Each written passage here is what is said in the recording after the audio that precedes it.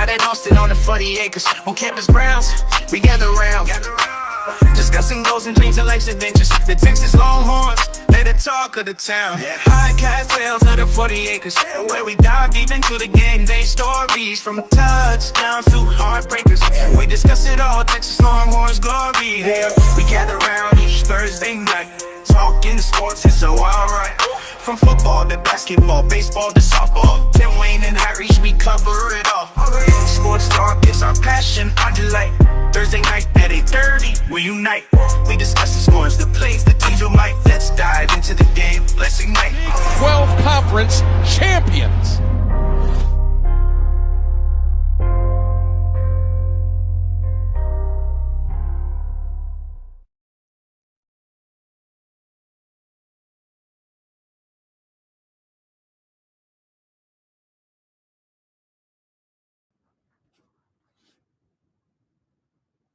Mute yourself. Oh, here we go. I forgot. I forgot. What's up, guys? Hope you guys are doing well. Sorry about all the delays here. Of course, my name's Reesh. This is my guy, Tim Wayne. Yes, we're going to try something different here when it comes to the TikTok. So you guys here on TikTok, give me a second. Tim, are you in the TikTok stream right now? No, I'm trying to pull it up right now. Okay, let me know when you get in because then I can add you here. And then we can get rolling. As you guys come into the TikTok, just come into YouTube. Let's just set some ground rules. Like, comment, share, double tap the screen here on TikTok.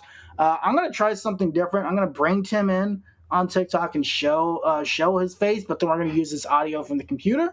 So we're going to just try a couple different things. Yeah, should be the invite. I can see you live, but I don't have the invite yet. Oh, there you are. Okay, cool. There we go. There we go. And then I am going to, once you get in here, there we go. Hold on a second. It's going to get really weird. Mute yourself on your thing real quick. Mute myself on what? Never mind. You should be good. Okay. All right. There we go. I think that'll work. If you guys here in the TikToks can hear Tim, give us a thumbs up. Give us a cool. Tim, do a little mic check real quick. Mic check 1 2 1 2 1 2. Okay, and if you want to share your screen or share your camera on your phone. Yeah, I'm trying to get that situated here. You know, I always struggle. Do this. I'm going to see if this works. There you go. You got an invite to turn your camera on. Okay. Wait. Turn on. Bang. You got me? I got you. There might be a little bit of a delay, but that's okay. But you guys can hear Tim here. All right, let's get to it. What's up, Tim Wayne? How you doing today, man? And it is it's right. We're right here in the thick of things. It is fourth quarter for those who are getting ready for the holiday season, and I'm ready to go. Awesome. As you guys come in, of course, on the TikTok, on the YouTubes, on the Twitters, like, comment, subscribe. For you guys on TikTok, tap the screen, like the show, follow us on YouTube. We'd really appreciate it. And Jamie, coming in early, asking the right questions. Do we have a chance to get on the CFP? We will talk about that here soon. I do want to preview a couple things today. First, we're just going to quickly recap last week and whatever happened last week. On Saturday, Arch Manning career day. We talked about this on Sunday a little bit in the post-game show. Just the growth of Arch Manning is exactly what I thought it would be. I think what most people and most fans expected from the growth of Arch Manning was this growth like throughout the entirety of the season, right? But if you really look at from the fourth quarter onwards, right? The fourth quarter of the Mississippi State game onwards, right, Tim? Yeah. He's been excellent, and I think it'll be really interesting to see how this team builds around Arch heading into next season. Listen, playoff or not, honestly, I don't at this point. I'm not worried about the playoff. I'm worried about finishing this season strong. I've said that before. Trying to see what we can do to have a great season, and salvage whatever happened, right? If you look at our playoff positioning today, we'll talk about it a little bit. Texas does come in at 16. Very interesting how the playoff picture played out. I'm very curious on why they didn't move the way that they did. I thought they should have moved up a couple of notches. I know they had a terrible loss against Georgia, but there were some lesser opponents that people got rewarded for, which I Well, thought. I think it was set up to where basically, look, like that. I know people want to talk about Ohio State. That Florida loss hurts. When you lose to a 3-loss team, it hurts. Yeah. Right. This isn't about losing to Ohio. The Ohio State loss helped you. Mm-hmm. The Florida loss does not help you. Like Texas fans have turned into the Alabama and the Ole Miss of last year, where they both had 3 losses. And like, how come we didn't get in over this 2-loss team? Bro, you lost to a 5-loss Oklahoma team, or you lost to like a 5-win Kentucky team. Like, why should you get in? And so Texas fans are playing the opposite side of that now, where it's like, how come we're not rated ahead of a Michigan, or we're not rated ahead of this team? We lost to a 3-win Florida team who ended up firing their coach in season, right? And look, this actually sets up pretty well, but Texas is going to need some help. Utah coming back last week didn't help. That would have helped, right? Yeah. You need to hope that a couple things happen. Obviously, Ohio State beats Michigan. Tennessee beats Vanderbilt. And then I think only one more thing needs to happen after that. Either Alabama needs to lose, BYU needs to lose to Kentucky and to Tech in the Big 12 championship game. That's kind of how that's set up, right? Right. Or Miami needs to drop a game, whether that be in the ACC title game or that be this week. One of those two things need to happen. And I think Texas has to win by at least 14 points, right? Oof. If none of those things if all of those things do, you don't need all these teams to lose. You don't need, it's not like you have to be like, oh, BYU, Michigan, Utah, Vanderbilt, Michigan, and Alabama all have to lose. Would it help? Yeah, absolutely. Mm-hmm. I don't think you need a combination of those things. I think you have Texas hanging around there. Right. But it's really difficult, and if I'm a Texas fan, I'm not banking on the playoff. Right, finish the season strong. You have to worry about beating A&M this week. Get to 9 wins.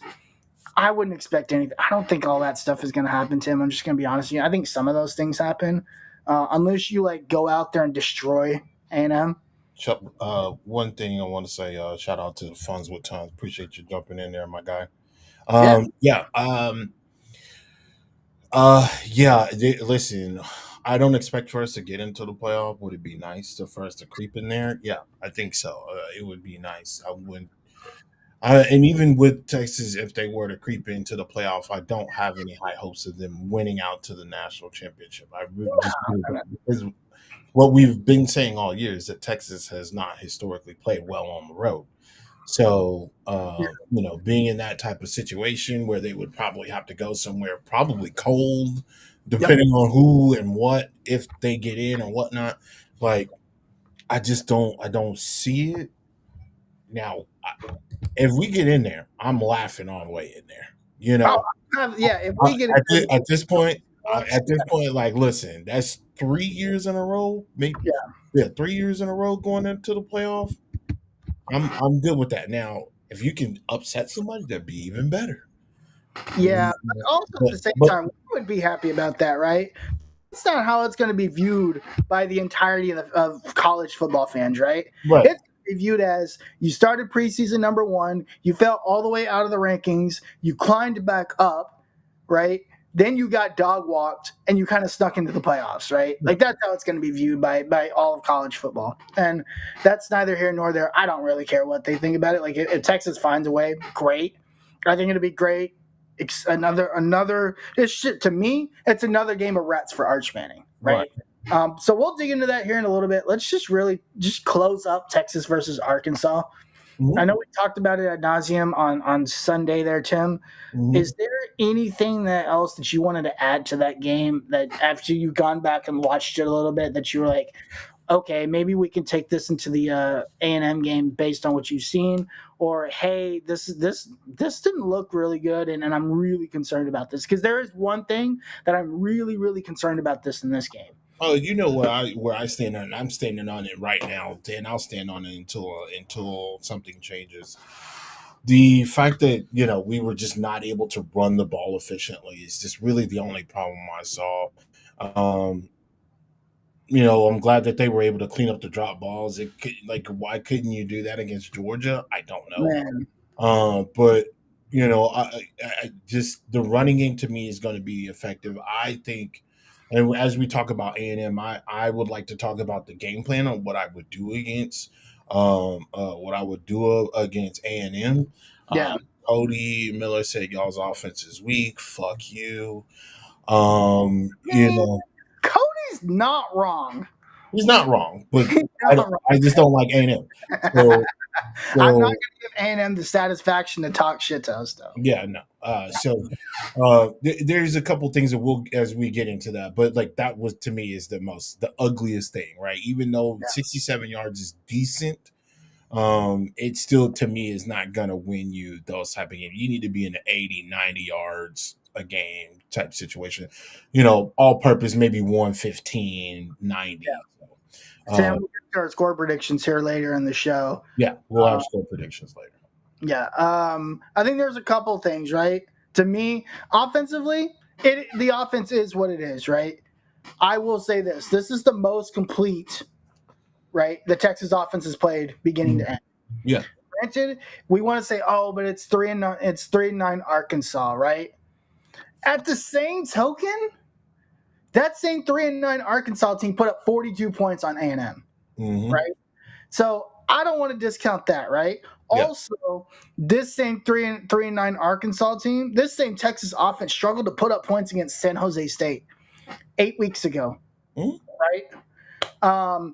I think this Texas offense has hit a stride in the last 4 weeks. I think Arch Manning has finally turned the corner. Yeah, Arch has. I need the receivers too. I need everybody else to turn the corner too. Yeah. And Cody says, bro, half the starters were out. Cody, it does not matter if half the starters were out. You were down 30-3 to a 3-9 South Carolina team, right? So I don't care that half the starters were out. That's unacceptable. You cannot tell me that you're playing your first string offense for a majority of 3.5 quarters, and you're telling me that your starters were out. That's you were down 30-3 with your starter. So I don't know what you're talking about, Cody. I know you guys are very excited to be 11-0 for the first time in your existence. For the first time in your personal existence, A&M is 11-0, right? Like you have never lived to see 11-0 in your life. So I know this is new territory for you. So I need you to calm down and bring yourself down to reality. Give us a couple of seconds. We'll answer your question there in regards to that. To your question there, because I think it's a really good question. I think that's it's a part of the game plan, kind of similar to what I said about DJ Lagway and other mobile quarterbacks. And so we'll as we cover that, we'll cover the A&M game in its totality. I'll give some things on what I want to see from Texas offensively and defensively here. The other thing I'm concerned about, Tim, is two things. And I think some of this will be fixed with Anthony Hill coming back. I'm really concerned about the secondary, the middle of the field. And one thing A&M does do very well is they attack the middle of the field very well. Okay.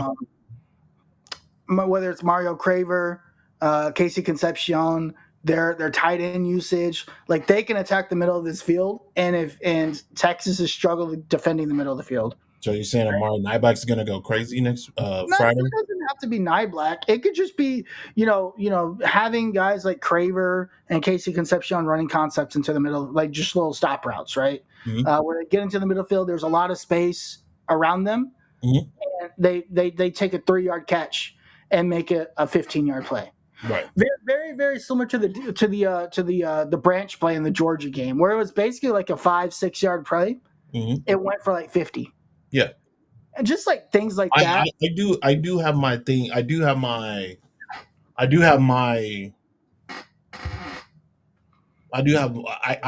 not necessarily worried about that. And the reason why I'm not necessarily worried about that is because one, I think A&M plays a different style of offense than we've seen in the last 2 weeks. I would agree with that. regardless of what the record says about Arkansas, they put up points. They put up big points, and they put up a lot of yards. And Against Texas everybody. was able to kind of hone that in. And regardless of what a lot of you Aggies are saying, is regardless of all this is our year, you guys play down to your competition. You've done it quite a few times throughout this year. It's still a congratulations for the first time in your life. You and your grandparents will sit around the TV and seeing a double ranked or a double win ranked Texas A&M playing against a University of Texas team that has been in somewhat of a slump and still has done better than what you guys were predicted to do Yeah. for the last 10 years. So, one of the things I want to talk about here is did we wrap up Arkansas? Yeah, I mean, I don't have anything else to say about it. Really, what I was wanting to get is like, what are some things that concern you that we can take into the A&M game, right? Right. Yeah, and like I was saying, the running game is my concern. Yeah. So yours was the running game. Mine is just where is the secondary been, Right. right? I've been really, really disappointed in the secondary the last really 4 weeks. Yeah. Even before the Taft injury, right? Like, and it's not even about like. We thought it was a communication thing. It's not even a communications thing to me, right? To me, it is.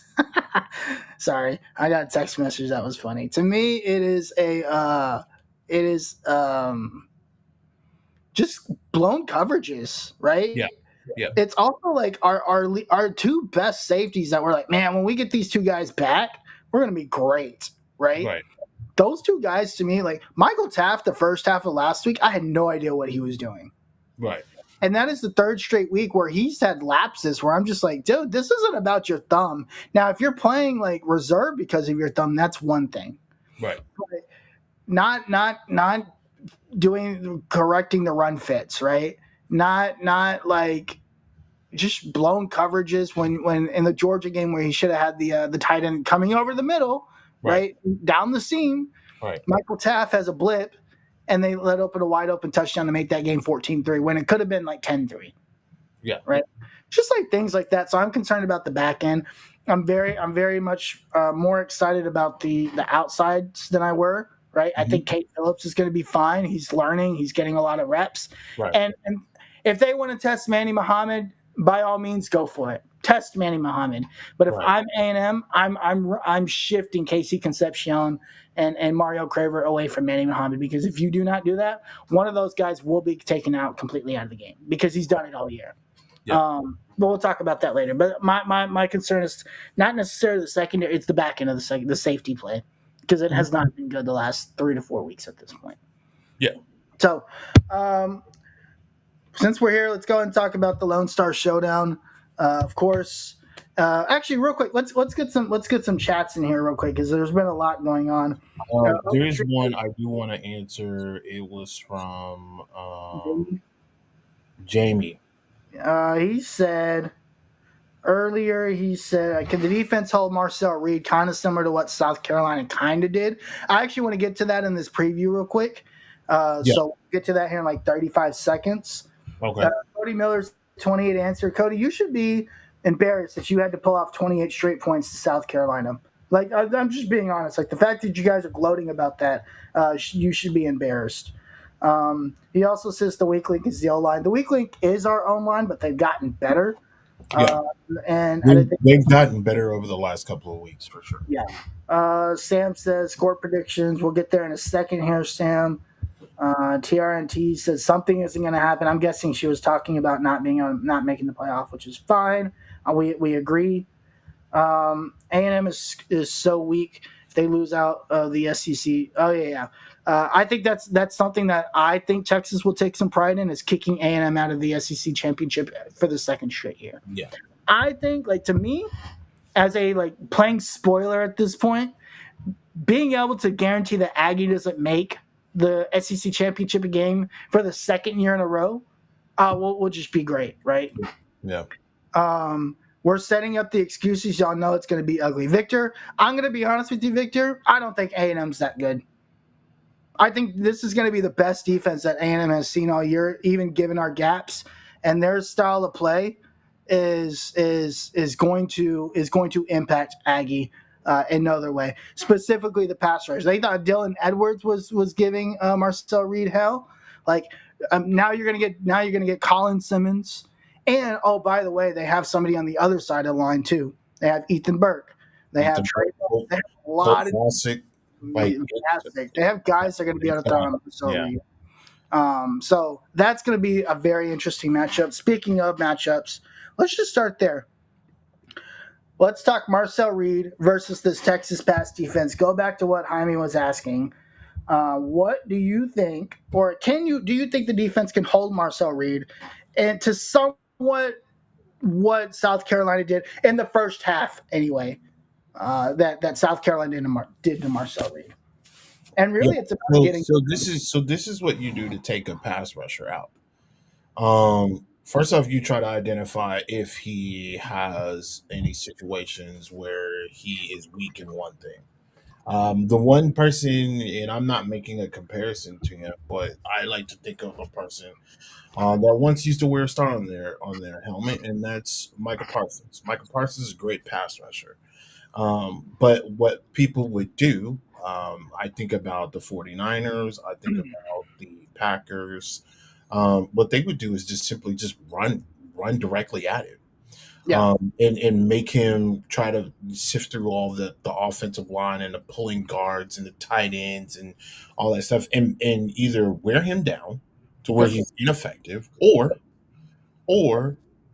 just throw a bunch of bodies in front of him, chip him, clip him. Yeah. I mean, not clip him, chip him, double tights, heavy formations, things like that. We know Sark likes to spread it out, but that is how you stop a premier pass rusher. Now, I can't sit up here and say that Howard is a great run stopper. I have not seen enough of his snaps to where I'm like, oh yeah, he's a great run stopper. I know who that Anthony Hill Jr. is. I know that Colin Simmons is because I watched the majority of the year against top offensive lines and big offensive lines. Even though there was Georgia was a blowout, they were still giving Georgia a problem. Offensively on the line. So that's what I would do. I would take my tight end. I would chip him. I would double him. I would run offensive linemen at him. I'm taking him to the woodshed. I'm having guards pulling, and you're just going to be in for it all day. I'm running. If I have anything that I can do, I'm running it at you. And you're talking about Cassius Howard, Yes. the edge rusher for A&M. Yeah. Here's something that's really interesting about Cassius Howard. What's very, very interesting about Cassius, and look, I'm just looking at the PFF grade, right? Colin Simmons right now is ranked basically the 19th best edge rusher in the country. Mm-hmm. He's in the top 20, right? Cassius Howard is ranked number 48. Okay. Yeah. Not Howard. Excuses. My bad. What? I don't like disrespecting people's last names. It's Howell, not Howard. Oh, yeah, whatever. Howard, A&M, Aggie, whatever. Aggies, tomato, Howell. It's all good, man. I don't really care. You can care about disrespecting them. I don't really care. No, I'm just big on names. I don't like getting names wrong, and it makes it okay. professional. So I'm just joking. Don't get your panties in a twat in the chat there.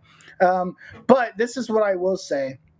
His pass rushing game grade is ranked 17th in the country. Mm-hmm. His run grade is ranked. Run defense grade is ranked 293rd in the country amongst his. So your plan of guard pulling, running straight down, basically running right at him, right? Right. Doubling him up on when you run outside or inside zone, doubling him up on those some of those pulls, right? Yeah. Yep. That's going to be the key because here's the thing: if you wear him out in the run game, you might not get a lot of yards, right? But that's not the point. The point is to wear him down. That way, when he does come in on those passing situations, Right. he's not as fresh, right? If you run a lot of no huddle and he's exhausted, he's got his hands on his knees, right, or his hands on his hips. That's perfect. That's what Texas wants. I'm going to give you a perfect example. We're going to go back to the NFL. I'm a Colts fan. You know this. The guys in the chat. I don't know if you guys know this. What the Chiefs did to the Colts the entire time, the entire game on Sunday, is exactly what Texas used to do in the run game. It's not like they got a lot of yards, but they ran the ball a lot. And they ran it up the gut. They ran it up the gut, 2 yards here, 3 yards there. You broke a couple big ones, right? 4 yards here, 5 yards there, 3 yards. It's not even about the two. It's not even about getting a lot of yards. It's about wearing down the defense so that you can start to lean on them. Mm-hmm. Then your guys, you want 12, 13, 14, 11 play drives. You want a lot of that. But what you want to be able to do from those drives is you want to be able to score on those drives, right? Yeah. A&M is I think South Carolina, you're not going to score 27 straight points on this Texas defense. I don't believe you can, right? Will you be able to pull off a couple here and there? Sure. But the amount of talent that is on this Texas team, I think, is two times the amount of talent that South Carolina has, right? I think the defensive line itself is the most talented part, right? Yeah. I think the defensive line, linebacker, both of those two. Yeah. So it's really going to be the battle of the trenches. It is going to be about the defensive line versus that offensive line. A great offensive line, by the way. A&M has an excellent offensive line. Yeah. I think one of the best in the country. Yeah, they've been together for a while, and they have been able to run the ball, but I mean, I'm not making any excuses, but UTSA, Utah State, Notre Dame, Auburn, Mississippi State, Florida, Arkansas, LSU, Missouri State, South Carolina, and Samford. Well, we can't say Florida because Florida really put it down on us, so I can't say Florida. But you can't say, okay, so we take one game out of 12. Right? One game out of 12. Yeah, no, I get it. So again, we appreciate the follow. Yes, we definitely appreciate the follow. My thing is this: that defense, if that defensive line can put some pressure on Marcel Reed. We know Marcel Reed can turn the ball over. We've seen him do it. He did it last week. I think in a situation like last week, I think Texas is able to can I think they can put up the points that South Carolina did not put up in regards to multiple overs, things like that. Again, you gotta hit Marcel Reed. Yep. You gotta hit him. You gotta set we know he's gonna run a ball. We know he's gonna do that. You got to put him on his butt, and when you do that, that to me that sets a tone. Maybe he's you put him on his butt enough times, he's hesitant about making the throws.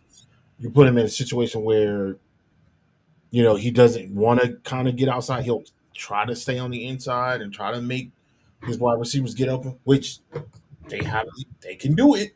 They can get open now, but if he's flustered, mm-hmm. it's going to be a long day. And I think with Texas's defensive line, I think Sark can at least we know that they're going to at least kick a field goal. They're not going to go for it on fourth down. They can at least put some points on the board. I think that plays a big difference here. So, what's really interesting? What's up? As slow as Arch Manning has started, right? Arch Manning actually ranked significantly higher than Marcel Reed. Yeah, look at the competition. Yeah. No, I Even get it. even with Texas playing against Sam Houston State, San Diego State, Yeah. that's Uh, what, 2 games. with Everything else has been a gauntlet, basically. yeah, against worse competition, right? And again, I'm not a big fan of PFF. Like, I don't really understand these Oh yeah, stats. I'm not a PFF guy. But just for argument's sake, and because I want to be funny, right? Marcel Reed has a 72.2 PFF grade this year, Okay. right? And Arch Manning has a 86.6 PFF grade this year. Snaps played, because I know it's being called out. Arch has played 698. Marcel Reed has played 707. They've only played. Technically, Marcel Reed has played 8 more snaps than Arch Manning. Yeah. Right. So, and passing snaps is 373 for Marcel Reed. Arch Manning has played 408. So Arch Manning has actually played significantly more passing snaps, and that's expected because Arch Manning doesn't have a running game. So Arch Manning is technically asked to do more, and he's producing more while being asked to do more. Right. Right. And I just find that really, really interesting. Here's what I'll say. This pass rush can be the difference in this game. Yeah. It can be the difference in this game, because if you can get Marcel Reed throwing on the run, which is where he's the worst, right? Marcel Reed cannot throw on the run. So look at the entire first half against South Carolina. When he threw on the run, what happened? Overthrows. That's how he got the 2 picks he threw in that first half. What happened in the second half? He wasn't pressured as much. South Carolina essentially ran out of gas, right? Defensively, they were on the field a lot more. They ran out of gas. They weren't able to impact the quarterback. And South Carolina lost their number 1 receiver. They lost their number 1 receiver.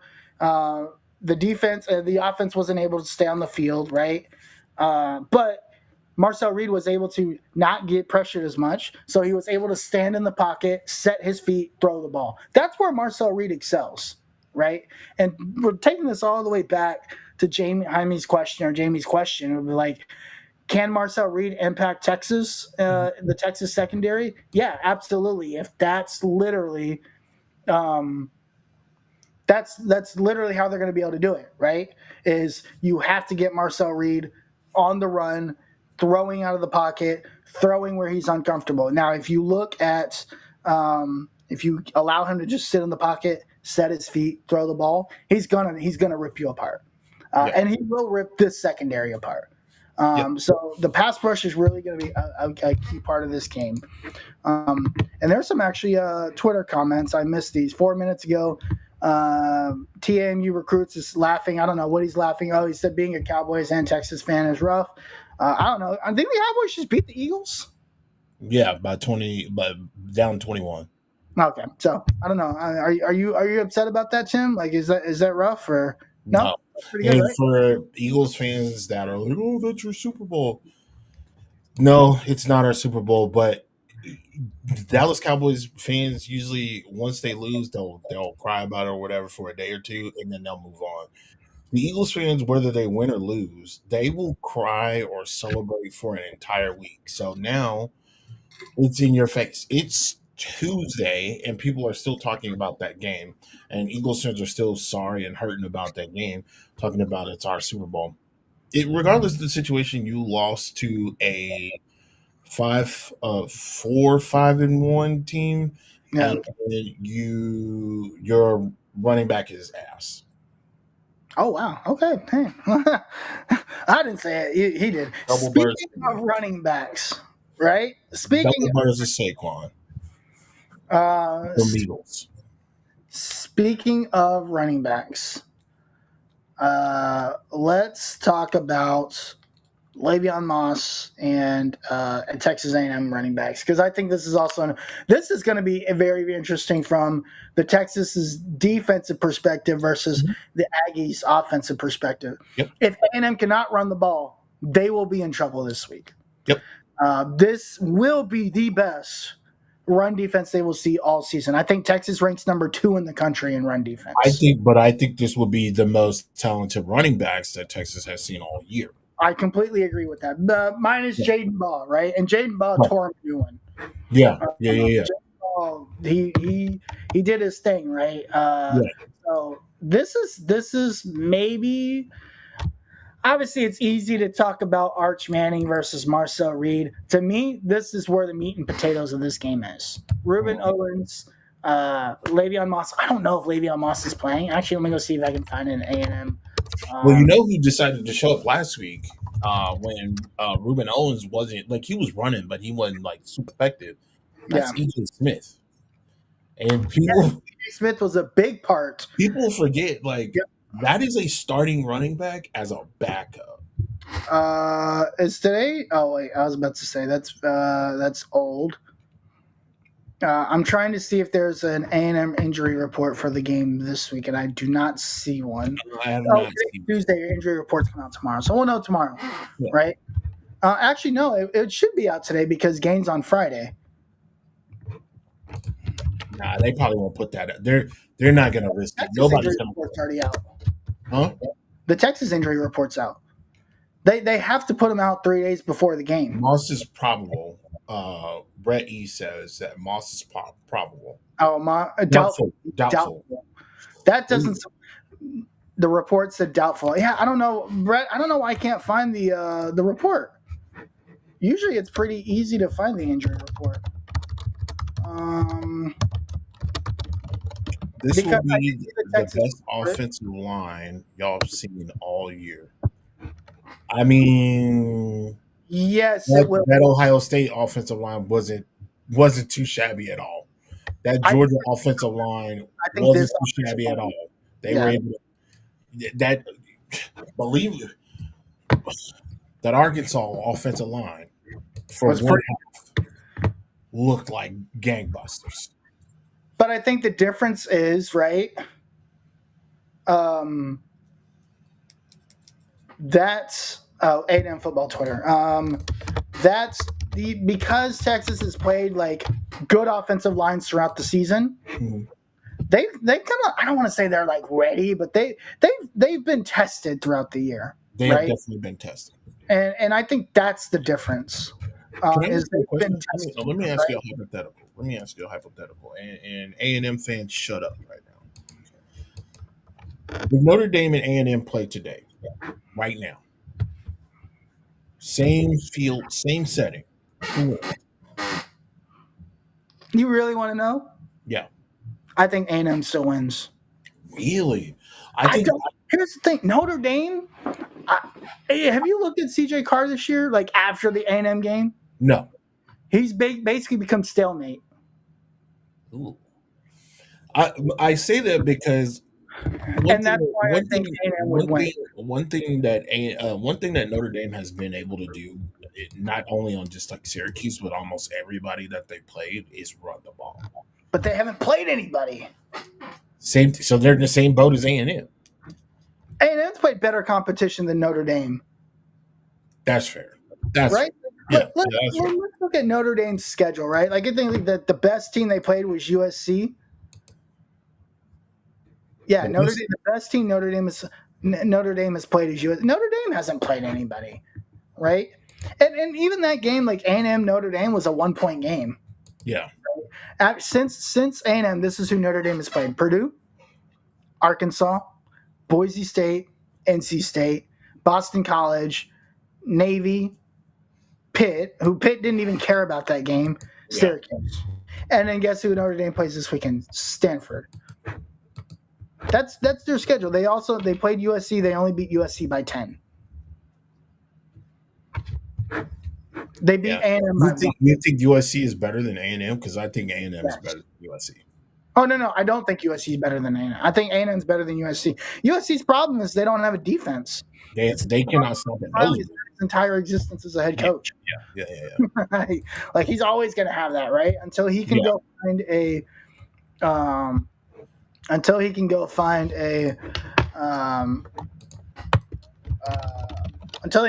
defensive coordinator that's good, then he's always going to be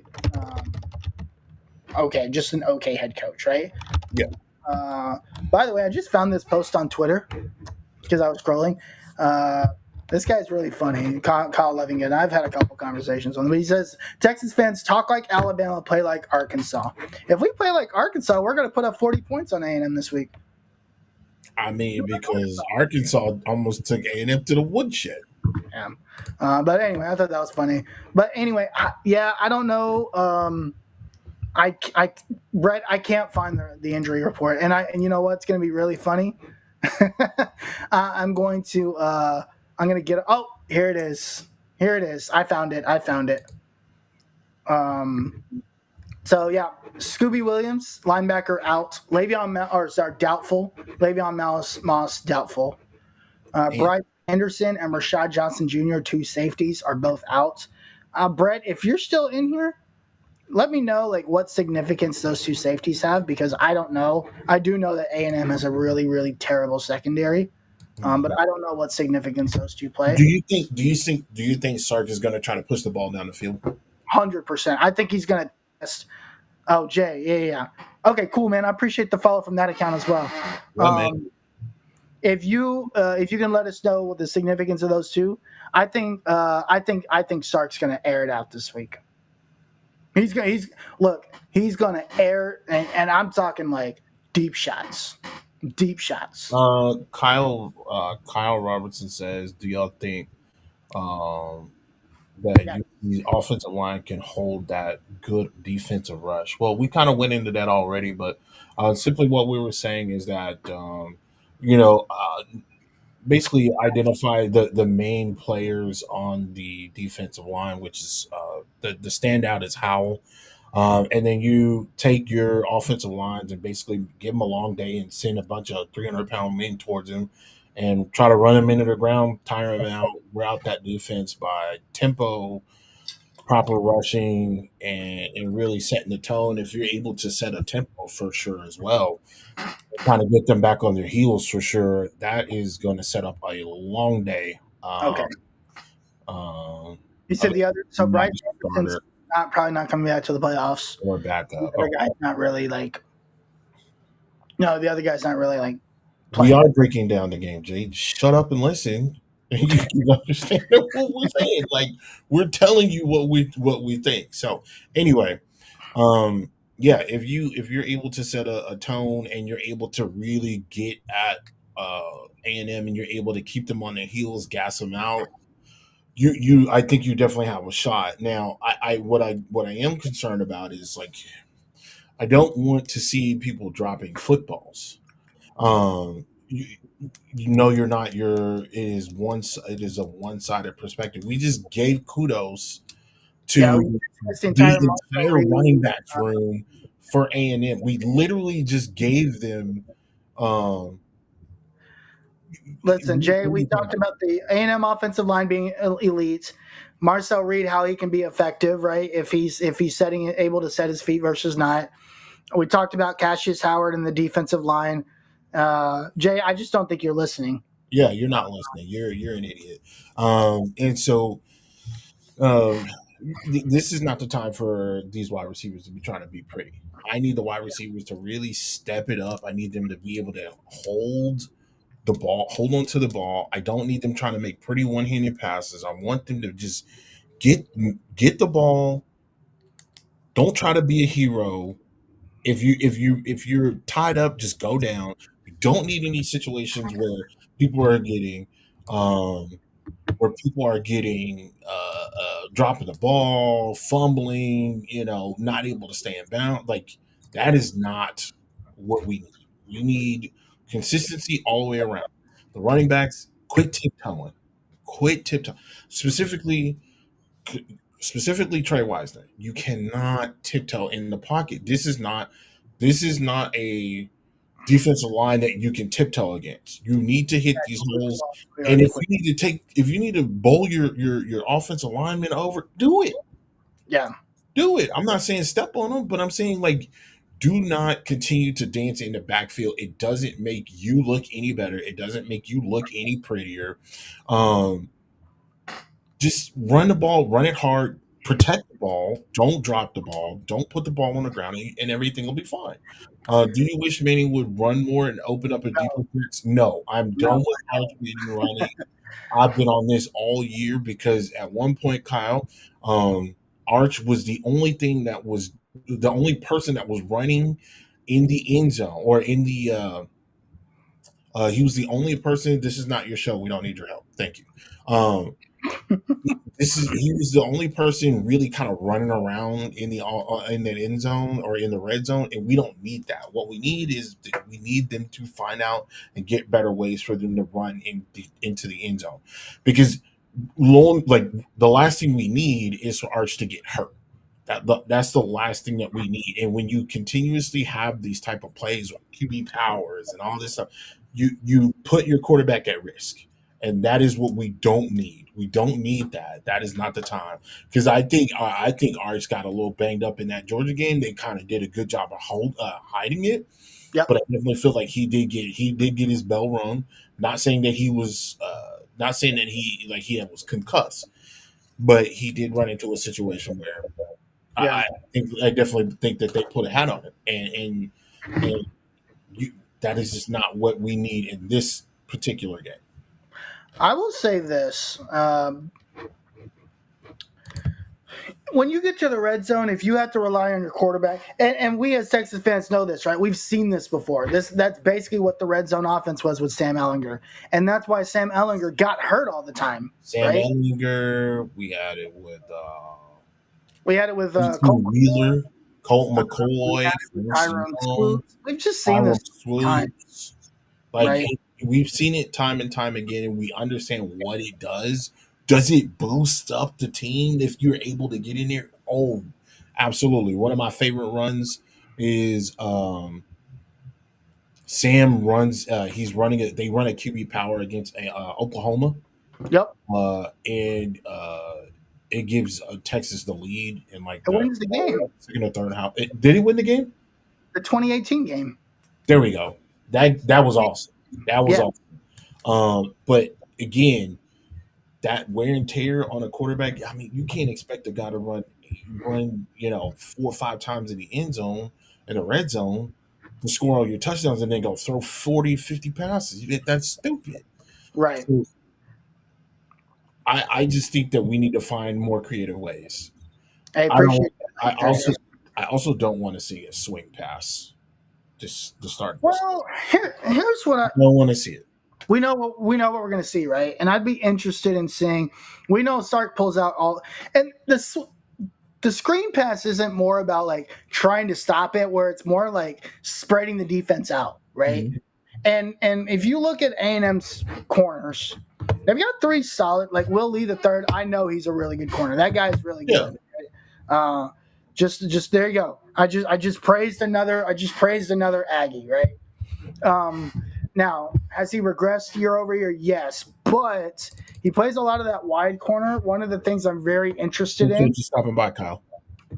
Hey, yeah, for sure. Gonna be at the game. Hey, man, enjoy it. It's gonna be an awesome environment. I tried to see if I can get some games out there, but I could not find any tickets. But I could, but I just nothing I could. I wanted to pay, so good luck. But here's what I'm very, very interested in, and this is what's interesting, right? Will Lee the third has 7 missed tackles as the outside corner this year, mm-hmm. right? Mm-hmm. Who's the other corner out there? Tyreek Chappell. Let me go find him. Tyreek. I don't know if it's Chappell or Chappelle, right? I'm guessing it's Chappell. He has, let's see. Give me 1 second. I'm just pulling this up. Tyreek, CHPP. That's Chappelle. Chappelle. Yeah, okay. Tyreek Chappelle. He has 60 tackles this year, right? And actually, Tyreek Chappelle, he hasn't had any. He has 3. He's had 3 in the last 5 games. Right? Mm-hmm. So this is what having that screen game does. You're going to test those guys' ability to tackle in space. When you have guys like a Ryan Wingo, Lee had 6, I believe. Will Lee had 6. is what I saw, Cade, for the season. And this is what those screen passes does. It's not about, and this is what Sark is trying to accomplish, right? He had 7, right? He's had 3 in the last 5 games, right? Um, it it's to test these corners. Can they tackle an open space? Yeah. That's the whole point. And you've seen in the last 3 games, right? Ryan Wingo's starting to find holes. They're finding ways to use Ryan Wingo. Yeah, and And Cade it's is right. those abilities to get him in, it's in those abilities to get him in open space and make those guys go make a tackle. Right. Right? I just don't want it to be the first play. I would like to see something different. Maybe you go deep. Maybe you try to put it in the air. Right. I don't necessarily know. Now I do know if they're able to. Appreciate it, Brian. I usually hate Longhorn fans because they're fair weather, but I respect your fans like y'all. Listen, we understand like what A&M can do. We're not stupid. Yeah. We're not stupid. We understand that this is a rivalry game. Like Fake anything the can screen, happen. throw the deep ball. Wouldn't that be the most Sark thing ever this week? Sark brings out all the bells and whistles for rivalry. And you know what, Cade, and Brian, I wanna say this, and this is what my whole gripe has been about Texas, and me and Harish have talked about this ad nauseum about how Texas will get up for these rivalry games, right? And we're not mad that they get up for these rivalry games. What we want is Texas to get up for all the games, so that this 11-1 situation or this 11-0 situation is an 11-0 versus an 11-0. Whoever wins is going to go to the SEC championship. That's the type of situation I want to be in. I don't want to be in a situation where, if A&M loses, they're still going to get in the playoff, because I still believe if A&M loses, they're still going to be in a top 4, top 5 situation. I don't see them falling anywhere past 7 in the situation unless Texas absolutely blows the doors off of them, which I'm going to be completely frank with you. I don't see that happening. So, Yes. Well, Anthony Hill will be back. Yeah, he will. They've already confirmed that Saturday. Yeah, he confirmed that Saturday. Yeah. So, last year's game was important. Remember last year's game? The winner of that game was going to go to the SEC title game. That was an important game. That's what I want. Right. The winner of that game, that was very important. Now this year, this is more of like this is more for Texas's perspective. Again, I'm not worried about the playoffs as a Texas fan, right? Like, to me, that ship is sailed. We both don't think that Texas. We said this last week. Yeah. Yeah, Sooner Crane, it does say that he's questionable, but Sark already said he should be ready to go, barring a major setback. Appreciate the respect, Brian. Same to you, man. Same to you. But yeah, I think he's going. I think Sark is going to test the ability for these corners to tackle, to cover, and coming off of a week last week where the wide receivers played the best game they've had all year. Yeah, I expect him to use those wide receivers wholeheartedly. Yeah, and I listen. Emmett Mosley, Sooner Crane. Listen. Oh no, not Sooner Crane. Dism OTD. Dism. I hope I got that right. He said A&M will be playoff bound. Yeah, they will be playoff bound. Still Horns by 10. We're gonna get into our predictions. I don't think that's. I'm being completely honest with you, big dog. It's not gonna be by 10 points. Not for me. Prediction wise, it's gonna be real close. So, Harish, do we want to move on to that, or do we want to? Do you have anything else that you want to break down? We've talked about offense, defense, offense, defensive lines, safeties, special teams. Is there anything on special teams you want to see? I think Ryan Niblett's going to return one this week. You know what? I think A&M is going to be the smartest team in the world and not kick to them. Think so? Yeah, I don't think they're going to kick to them at all. I think they've seen enough to know, because even with Georgia. Like, Georgia didn't really kick to him. That one time he did 41-yard return. 41-yard return. Which was brought back by a damn holding play. Was balled, but by a holding play. Yeah, I just don't see A&M kicking the ball to him. Do you? But do you? If you're Mike Elko, right, or the special teams coordinator, do you bank on like, hey, even if we give them a good punt, they're gonna screw it up themselves anyway?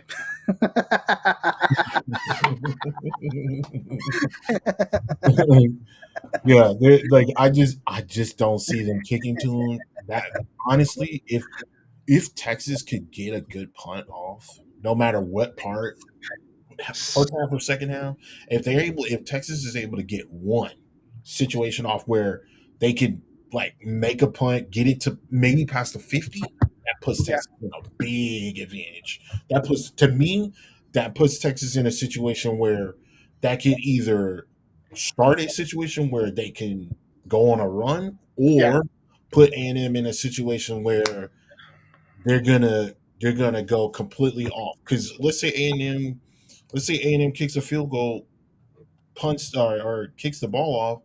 Ryan Elliott's back there. He catches it. He gets past the 50. You think they're gonna kick to him again? It's either gonna go to the other side or out of bounds. And I'm not gonna lie to you. In a situation like that with Ryan Niblett back there, I'll take you can start on the 40. Or you can start on 35, wherever. You can start. Cool. I'm not saying he's gonna do it on purpose, but a kick will go out of bounds. Kate, I'm going to be honest with you. Kate said, "Quit wishing this into existence." Oh, I am wishing it into existence. I 100% want this to happen.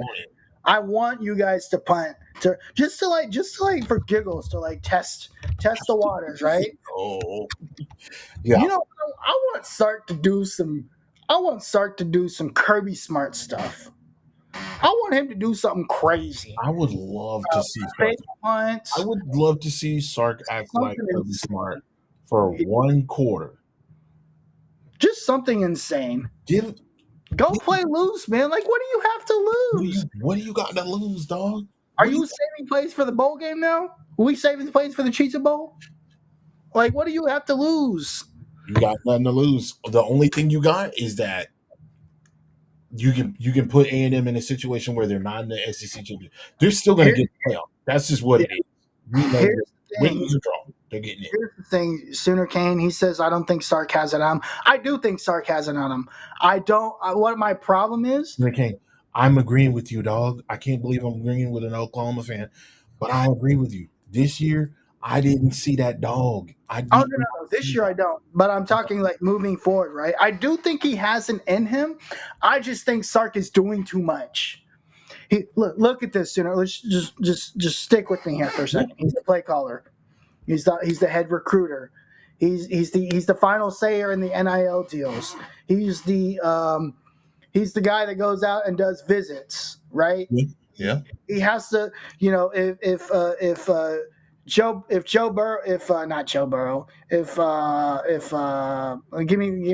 Parker Livingston is really sad because his girlfriend broke up with him, right? Who's going to go talk to Sark, right? He's not going to go to his position coach. Like, he's just doing too much. Yeah. Right? I do. I think that he does need to make That's the reason why he doesn't have it in him, because he can't focus on being a head coach. George St. Brown or St. John, excuse me, said, "Good luck, A&M. Good luck versus A&M. I hope the Horns win. Go Dogs." George, screw you. I know why you hope that, man. The SEC title game. No, you can get it. Bro, listen. If it is a situation, first off, if it's Georgia versus Ole Miss and A&M loses, that game is going to be crazy because there's too much riding on it. We don't know what Lane Kiffin's going to do. We don't know if he's going to stay there. We don't know if he's going to leave. We don't know. Lane Kiffin's going to win on Saturday, right? We don't know where his focus is. We don't know what's going on. Lane Kiffin's looking at $30 million. Or no, $90 million, whatever he's looking at. If this is the case and like you can get that's going to be a great game. That's going to be a great game. Because Ole Miss, listen, I know some people had, I knew that Ole Miss was going to be in a playoff. I didn't think they were going to be SEC championship, right? But again, not taking anything away from Ole Miss, but I just didn't see it, okay? I thought it would be a Texas-Georgia situation. I know a lot of people had Texas versus Alabama, like a situation. I didn't think Alabama was going to be able to pull it off. And quite honestly, I didn't think Oklahoma was going to be. You had Alabama with 4 losses. Yeah, I had Alabama, Oklahoma with 4 losses. Yeah, I had Oklahoma with 6 losses, and I'm still not convinced. Oklahoma's been carried by their defense. I still don't think John Mateer is that good. I listen. I'm on a. I would say the games that he has played since that game. I can't even. Speaking of Lane Listen, Kiffin, no. Look at the we're YouTube. wearing Cowboy stuff. Absolutely, absolutely wearing Cowboy stuff. Look at the YouTube chat, bro. What? Keith says his focus is on them Tigers. Them Tigers. Them Tigers sell it out, bro. Hey, sell it out, bro.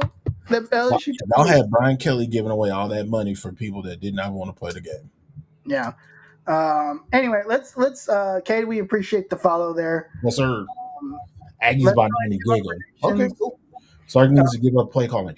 I don't think Sark needs to give up play calling. I do agree with Harish. He needs to give up everything else around it. I think that he needs to take the Kirby Smart approach. Kirby Smart still calls the defense. Yeah, but Kirby Smart's not the lead recruiter. Kirby Smart doesn't do the NIL deals. Kirby Smart doesn't do all this other stuff that Sark is doing. That's the stuff Sark needs to pick. If you want to be the OC, give up all this other stuff. Sark, and to kind of backdoor off that, Justin, Sark is the CEO. He's the CEO, and he is a CEO, and he is not. He's a wannabe To CEO. me, he's a wannabe CEO. Well, he's a CEO because he is still pulling in recruits. He's still getting the recruits. I just think that he should focus more on football. Um, I want him to play. I want him to call the plays. I want him Yeah. to develop his quarterbacks, because we know that that's what he can That's do. just it. That- Brent That's, Venables calls the defense at Oklahoma now. But Yeah. Brent Venables doesn't do the recruiting.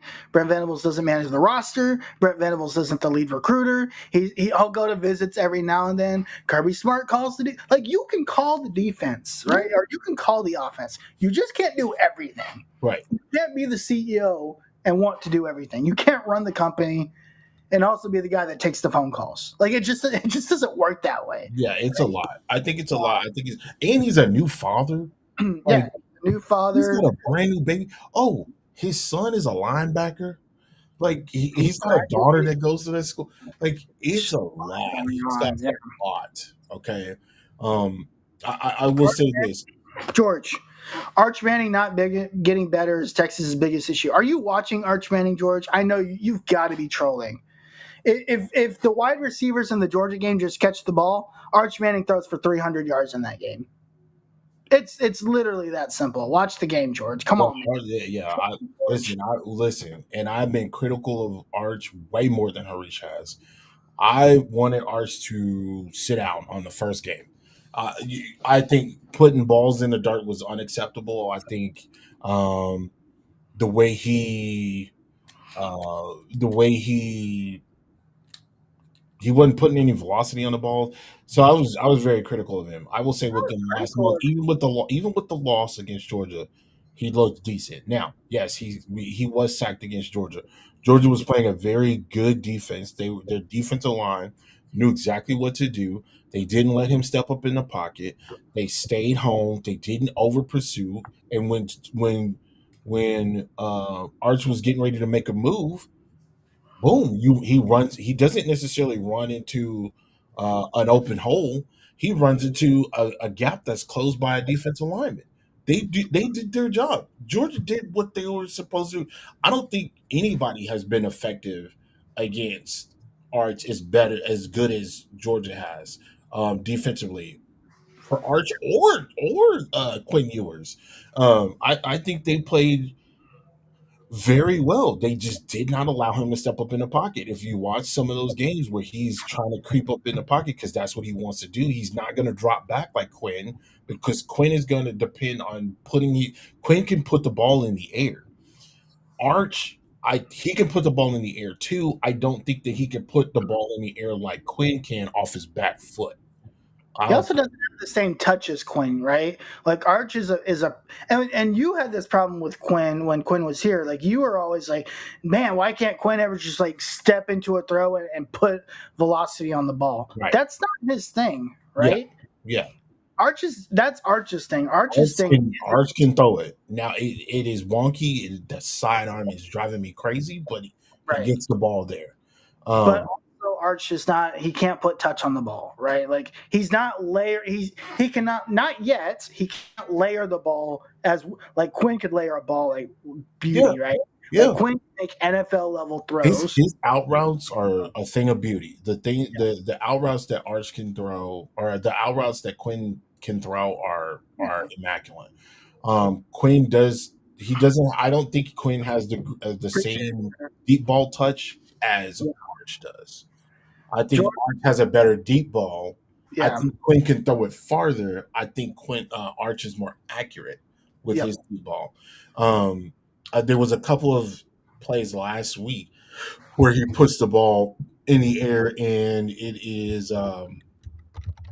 it's in the sun, so he kind of under the wide receivers are trying to like gauge it. If it's cloudy or it's no overcast, and Arch puts that ball in the air, I think they hit him in they hit the wide receivers in stride. Um, 4 years with Ewers, 1.5 with Arch. yeah. Both ways not too high, not too low. Yeah, Well, yeah. listen, I think Arch is going to get there. OTD, like we do not disagree. I think next year the expectation of Arch was way too high. I'm guilty of it. Tim, to a degree, is guilty of it. Right? Like we both had him in New York. We had Texas winning the national title. We'll admit, like we hyped him like way I too much. I had Ryan Wingo winning the Fred Blentkoff. And it was less about for us. It was less about Arch and confidence in everybody around Arch. And That's we where appreciate the that's process. I thought that everybody else around him, Yep. as well as Arch playing well, would be a Yeah. great situation where both of them um, would work to its advantage, and Yep. it did not. Wide receivers again, not cohesive. Unfortunately, there was a bunch of injuries on the offensive line. Not a big deal, not a big deal, but it is a big deal because you still need to be able to run into a situation where you have a cohesive offensive line. You need to make sure that your running backs are able to run, and they have again no running game the entire year. Also, if you go back and look at it, right, Quinn played with a lot of NFL talent. Yeah, I put a post out on our Twitter. Follow us on Twitter if you guys here on TikTok at LHFB. Right after the Georgia game, and I said, if you go look at this Texas offense, right, there's only two guys on the Texas offense today, as it stands, that would be in the NFL drafted. Period. Right, and that's Arch Manning and Trevor Gooseby. That's yeah. it. And Trevor Gooseby's coming back next year because I think, dude, Trevor Gooseby next year is going to be unreal. Trevor Like, Gooseby has been honestly the most stable piece of this out of offense the all year. entire It really, really has. And he's played through some injuries. Right? is a straight dog. Yeah. If Arch played up to expectations, his expectations, Texas would be better there. 100%. Texas would probably be undefeated right now. Yeah, I think Texas would. If you think about it, if you really truly think about it, if Arch played the way that he's been playing now against Ohio State, Texas beats Ohio State. I think Texas beats Ohio State. I think Ohio State has probably played the best defense that they probably played all year in Texas. They've been putting up a lot of points on everybody else. Here's the downfall to that, right? When Arch started getting better, this is the other thing. Not at any during the season. Arch gets better, offense gets worse. Then you get a situation where you're like, all right, can we get here? No run game. All right, well, Arch he's still doing his thing. Okay, all right. We get a little bit of a run game. Can we get the wide receivers on point? Yeah. Nope. All right. So it's a separation. They've never been able to be all the way across. Well, there's also the fact that as Arch got better, the defense got worse. This team has not played a full football game all year. All year. Texas had the number 4 draft class this year. A&M has had multiple number 1 draft classes and has bit it. They didn't make the Recruiting. playoff. They didn't win. Huh? Yeah. Yeah, recruiting wise, excuse me, Right. recruiting. Right. That's lack of good coaching. I think so. In I some, agree. yeah, I agree. I'm with you, George St. John. I do think that there's a situation where they have been a little, I don't want to say lax, but it just hadn't showed up on the field. Also, I think a lot of these young guys are not in the right places. I think Gilbo, he needs to be on the inside. I said this to a friend of the show, Corey Mose, a couple days ago. Gilbo needs to be on the inside. He needs to be a nickel. He does not need to be on the outside. He has made spectacular plays playing in the nickel slot in the nickel. Why did they put him on the outside? Yeah. You I don't think need to. You have talent. You have 2 solid outside corners. I think Muhammad is slow. They need to stop putting him against the fastest wide receiver. I think he can. I think he is capable of keeping up, but not for an entire game. yeah. That's not his thing. He's a bigger guy, right? He's a He's a bigger guy. corner, and He's there. he's been beat multiple times. And Yeah. you cannot get somebody like Casey Conception on Muhammad. I don't know how we're going to guard Casey Conception. I think he's going to go off this week. Oh my god. That's What's your my. score? What's your score? I need to make a phone call. What is your score? What is your Listen, I'm gonna take the Texas fan in me. Texas is at home, right? This defensive line, I think, is going to play the best that they have all year. Sark is yeah. Harvey is fast and faster than Conception. Jesus Christ. Well, that doesn't really spark my confidence, right? But I'm gonna go. I was gonna be funny and say that Texas was gonna win by 10 plus, but I'm not gonna be funny. I think Texas wins 30-27. Okay. I think it's a high scoring game, but I just believe in this Texas front seven and this defense. I think Colin Simmons is going to. I think Colin Simmons is going to wreak havoc this week. Yeah. He did not play well in this game last year. He actually didn't play a lot. No, he did not. But those defensive tackles are what held it down, honestly, for Texas last year. Yeah. And I just think if Le'Veon Moss was playing, I actually think A&M probably wins this game. Yeah. They're going to miss Le'Veon Moss this year, just like they missed him last year. Yeah. They're going to ask Marcel Reed to do too much, and while they do have 2 great receivers, if Marcel Reed cannot set his feet and throw the ball that he's having to throw on the run all the time, it's going to be a long game. Yeah. We talked about it. Marcel Reed is great. He's excellent when he can set his feet. But when he can't, and I think they're going to make Colin Simmons, Ethan Burke, these guys are going to make them run a lot this week. Yeah. But the thing that they're going to do differently from South Carolina is I think they're going to be able to hold it out for a little bit longer. Mm-hmm. He's still going to have some great throws because he is a good quarterback, right? Right. But I also think he's going to throw a couple interceptions, and I think that's going to make a difference in the game. Yeah. I think being back is going to do it. What do you got, Tim? Okay, so OTD. I'm going to bring up LaFowl in a minute here. I think if Texas defensive line I think this is the most talented defensive line that Texas A&M will see. We knew that South Carolina's defensive line is good. That's one of their strong points. They just weren't able to put it together on the backside with their secondary is not great. And we knew that, Nick Harbor and Lenore Sellers were really the only 2 offensive weapons on that South Carolina offense. You take You take you take the wide receiver away, their wide receiver. Now you just got Sellers kind of running around. You give up a 30. You give up a big lead. If Texas can get up, I'm not saying by much. Touchdown, 10 points. 6 points, and they're able to again put pressure on Reed, you're in trouble. You're in Yeah. trouble. Um, I think that defensive line will be pumped. I think that is the strength of the defense. And again, at the beginning of the year, I said the secondary was the strength of the defense.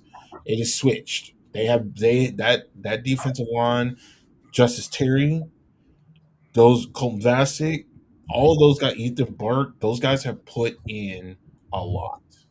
Um, they look good, and I expect them to put on a show. The defensive line.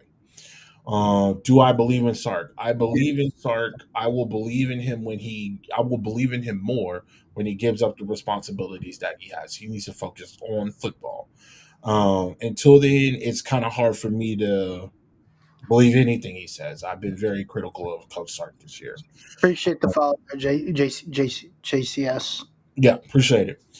So I do have Texas winning. Ready for this? Ready for this? 31-28.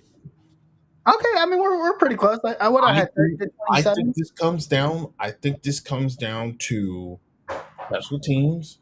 I think this comes down to the defensive line, and if you can get one breakaway play, like we talked about earlier, if you can get one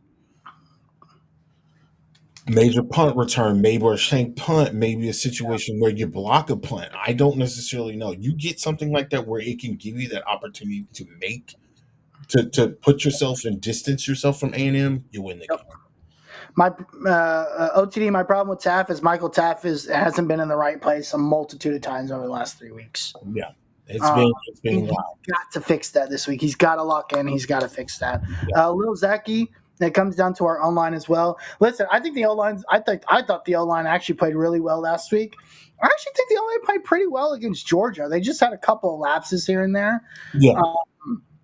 And I think a lot of that is predicated on a lot of that was predicated on Connor Robertson gets hurt. I think around the OU game, and that's when the line became back in rotation because you remember the OU game, they actually ran the ball really well against OU. They ran the ball very well. They ran the ball when very Connor well. Robertson was out, they had to move Cole Hudson to center. Mm-hmm. With Connor Robertson back, that's the O-line that we expected. But I will say this offseason, we'll talk about this in the offseason pod, the first week of the offseason pod. O-line, you have to go spend. You have to go get a running back, and you have to go get another wide receiver. Yeah. But awesome. You have Texas winning 30-27.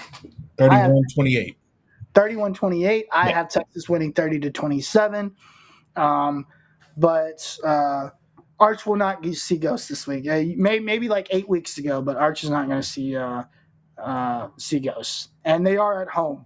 The only ghost he sees is the ghost of burnt orange, which is his favorite color. That's all we got. I know we were before we go, Justin, this is one of my complaints about Sark. I think he opens up the playbook. I think we see a lot more than what we've ever seen throughout the year. I only believe that he opens up the playbook against Georgia, Oklahoma, and A&M. He doesn't open up the playbook for anybody else. He did some okay stuff against Ohio State, but other than that, his play calling to me has been pedestrian, and so I want him to open it up and really give people different looks because for the last however many years or however many games through even this year, the opening drive has been a screen pass. So I just want to see a little different. I want to see a different variety. Maybe take a deep shot.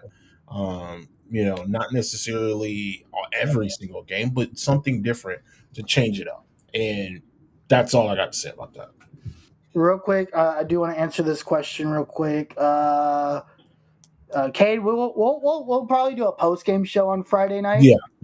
We'll be live then, but we're usually live Thursday nights. We're doing Tuesday because Thursday's obviously the holiday, but we're usually live Thursday nights, 9:30 Eastern. So join us Thursday, but we'll be live probably Friday after the game as well. There's another thing in here.